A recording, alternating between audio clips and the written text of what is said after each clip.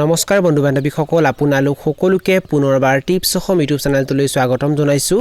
বন্ধু বান্ধৱীসকল ইয়াতে আপোনালোকে যিখিনি পোৱালি দেখিবলৈ পাইছে এইখিনি হৈছে সোণালী কুকুৰাৰ পোৱালি আৰু এই সোণালী কুকুৰাৰ পোৱালিবোৰৰ বয়স হৈছে 33 নম্বৰ দিন আৰু এই ভিডিঅ'টোত মই আপোনালোকক জনাম যে 33 নম্বৰ দিনাখনত ইহঁতৰ ওজন কিমান হয় আৰু লগতে 33 নম্বৰ দিনাখনলৈকে এই পোৱালিবোৰে দানা কিমান খালে সেই বিষয়ে এই ভিডিঅ'টো আপোনালোকে প্ৰথমৰ পৰা শেষলৈ ভালকৈ চাব আৰু যদি আপোনালোকে এই চেনেলটোত প্ৰথমবাৰ আহিছে তেনেহলে চেনেলটো সাবস্ক্ৰাইব কৰি ওচৰতে থকা বেল ঘণ্টিটো প্ৰেছ কৰি দিব। আমি 4টা সোণালী কুকুৰাৰ পোৱালিক ধৰিম আৰু 4টা সোণালী কুকুৰাৰ পোৱালিক ওজন কৰি আপোনালোকক দেখুৱাম যে 33 নম্বৰ দিনত ইহঁতৰ ওজন কিমান হয়।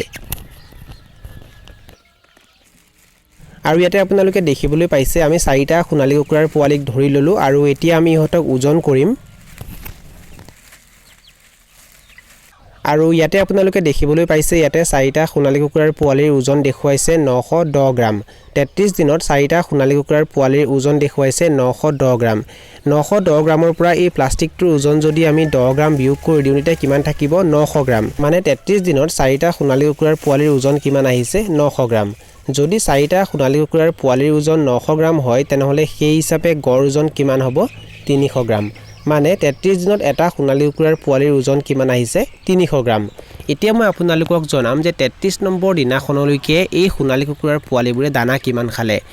বৰ্তমান আমাৰ লগত ইয়াতে প্ৰায় 300টা সোণালী কুকুৰাৰ পোৱালি আছে আৰু এই 300টা সোণালী কুকুৰাৰ পোৱালিয়ে 1ৰ পৰা 33 নম্বৰ দিনাখনলৈকে সৰ্বমুঠ প্ৰায় 175 কেজি দানা খালে।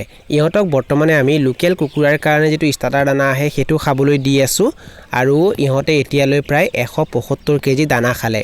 ইহঁতক আমি এতিয়ালৈ দুটা ভ্যাকচিন দিলো। 7 দিন বয়সত ইহঁতক আমি F1 ভ্যাকচিন দিছিলো, তাৰ পাছত 14 দিন বয়সত ইহঁতক আমি IBD ভ্যাকচিন দিছিলো আৰু ইয়াৰ উপৰিও ইহঁতক আমি মাজে মাজে ভিটামিন আৰু ক্যালসিয়ামো দি আছো। আৰু এনেকৈ পোহপাল দিয়াৰ পাছত 33 দিনত ইহঁতৰ ওজন কেনেকুৱা হৈছে আপোনালোকে কমেন্ট বক্সত কমেন্ট কৰি নিশ্চয় জনাব।